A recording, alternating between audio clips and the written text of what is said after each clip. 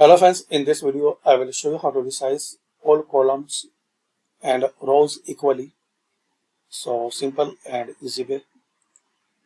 Just click this corner.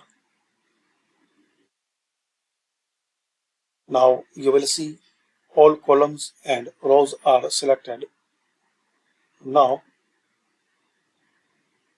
resize your desired size. You will see the size are in pixel preview and leave.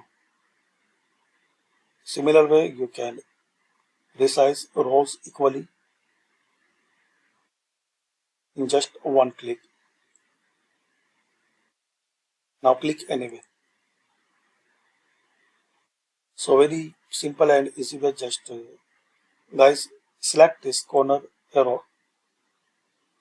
Now make your desired width and height for cells. So all columns and rows will resize equally like this.